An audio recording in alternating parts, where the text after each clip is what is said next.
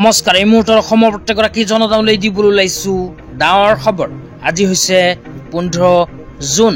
আজি অসমৰ লাখ লাখ দুখীয়াসকললৈ কেইখনমান চৰকাৰী আঁচনিলৈ দিবলৈ ওলাইছো ডাঙৰ খবৰ। যিসকল মানুহে ভিডিঅ'টোত ক্লিক কৰিছে অনুগ্ৰহ কৰি ভিডিঅ'টো স্কিপ নকৰি প্ৰথমৰ পৰা শেষলৈ চাই থাকিব, কিয়নো এইটো ভিডিঅ'ৰ মাজত PM কিষাণ আঁচনিৰ পৰা আৰম্ভ কৰি BPL পৰিয়ালসমূহলৈ কেইখনমান গুৰুত্বপূৰ্ণ খবৰ প্ৰদান কৰিম। অনুগ্ৰহ কৰি ভিডিঅ'টোত ক্লিক কৰিছে যদি ভিডিঅ'টো স্কিপ নকৰি প্ৰথমৰ পৰা শেষলৈ চাই থাকিব। লগতে মোৰ চেনেলত নতুন হলে প্লিজ চেনেলটো ছাবস্ক্ৰাইব কৰি মোৰ লগত থাকিব।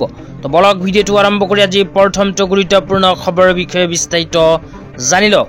তো আপোনালোকে মোবাইল স্ক্ৰীনত চাব পাৰিছে অসমৰ মাননীয় মুখ্যমন্ত্ৰী ডাঙৰীয়াই কেইদিনমান আগত এনেকৈ এখন আপডেট প্ৰদান কৰিছে। তো ইয়াতে লিখা আছে আৰ্থিকভাৱে অনগ্ৰসৰজনৰ কাষত অসম চৰকাৰৰ সহায়ৰ হাত। তো তাৰ পিছত আৰু কি লিখা আছে পঢ়ি বিতংভাৱে আপোনালোকক বুজাই দিছো, অনুগ্ৰহ কৰি ভিডিঅ'টো স্কিপ নকৰি চাই থাকিব। তাৰ পিছত লিখা আছে BPL পৰিয়ালৰ উপাৰ্জনকাৰীৰ মৃত্যুৰ ক্ষেত্ৰত কেন্দ্ৰীয় চৰকাৰে তেওঁলোকৰ পৰিয়ালক 20,000 টকা আগবঢ়ায়। ইয়াৰ লগতে ৰাজ্য চৰকাৰে সহযোগ কৰি অতিৰিক্তভাৱে 5,000 টকা আগবঢ়ায়। বিগত 3 বছৰত 2,772টা পৰিয়ালে এই সহায় লাভেৰে উপকৃত হৈছে। তো ইয়াতে কোৱা অনুযায়ী যিসমূহ পৰিয়াল BPL কেটেগৰীত অন্তৰ্ভুক্ত, যিসমূহ পৰিয়ালত ৰেচন কাৰ্ড আছে, সেইসমূহ পৰিয়ালৰ একমাত্ৰ উপাৰ্জন সৃষ্টিকাৰী মুৰব্বীৰ যদি মৃত্যু হয় তেন্তে ৰাষ্ট্ৰীয় পৰিয়াল কল্যাণ আঁচনিৰ জৰিয়তে 25,000কৈ টকা চৰকাৰে প্ৰদান কৰে। তো ইতিমধ্যে বহু মানুহে লাভ কৰিছে 25,000কৈ টকা। তো আপোনালোকৰ পৰিয়ালৰ মুৰব্বী যদি মৃত্যু হৈছে তেন্তে এইখন আঁচনিত আপোনালোকে কৰিব পাৰিব আবেদন।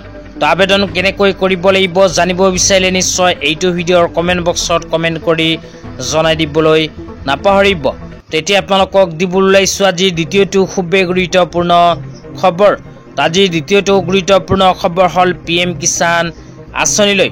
তো যিসকল কৃষকৰ নাম PM কিষাণ আঁচনিত অন্তৰ্ভুক্ত হৈ আছে, লগতে ইণ্ডিয়ান পোষ্ট পেমেণ্ট বেংকত একাউণ্ট আছে, সেইসকল কৃষকে PM কিষাণ আঁচনিৰ 20 নম্বৰ কিস্তি লাভ কৰিব নে নাই আপোনালোকক জনাই দিছোঁ। বহু মানুহে মোক কমেণ্ট কৰি জনাই আছে যে মোৰ বেংক একাউণ্টখন ইণ্ডিয়ান পোষ্ট পেমেণ্ট বেংকত, তো সেই ক্ষেত্ৰত মই PM কিষাণ আঁচনিৰ 20 নম্বৰ কিস্তি ধন পাম নে নাই। তো ইয়াতে লিখা আছে CD your IPPB account with Aadhaar, unlock benefits for a smoother harvest season। তাৰ পিছত লিখা আছে effortless PM কিষাণ পেমেণ্টছ। তো আপোনালোকে যদি ইণ্ডিয়ান পোষ্ট পেমেণ্ট বেংকত একাউণ্ট বনাইছে আৰু সেইখন একাউণ্টৰ লগত যদি আধাৰ কাৰ্ড লিংক কৰিছে তেন্তে কোনো অসুবিধা নোহোৱাকৈ লাভ কৰিব PM কিষাণ আঁচনিৰ 20 নম্বৰ কিস্তিৰ 2,000কৈ টকা। তো ইয়াতে কিন্তু স্পষ্টভাৱে কোৱা হৈছে এফৰ্টলেছ PM কিষাণ পেমেণ্টছ। তো আপোনালোকে কোনো অসুবিধাৰ সন্মুখীন নোহোৱাকৈ আপোনালোকৰ IPB বেংক একাউণ্টত লাভ কৰিব PM কিষাণ আঁচনিৰ 20 নম্বৰ কিস্তি 2,000কৈ টকা। তো ভাৰত চৰকাৰে অতি শীঘ্ৰে PM কিষাণ আঁচনিৰ 20 নম্বৰ কিস্তি ধন ৰিলিজ কৰিব। তেতিয়া আপোনালোকক দিবলৈ ওলাইছোঁ আজিৰ তৃতীয়টো খুবেই গুৰুত্বপূৰ্ণ খবৰ। তো আজিৰ তৃতীয়টো গুৰুত্বপূৰ্ণ খবৰ হ'ল অৰুণোদয় 3.0 আঁচনিলৈ। তো ইয়াতে কি লিখা আছে পঢ়ি বিতংভাৱে আপোনালোকক বুজাই দিছোঁ।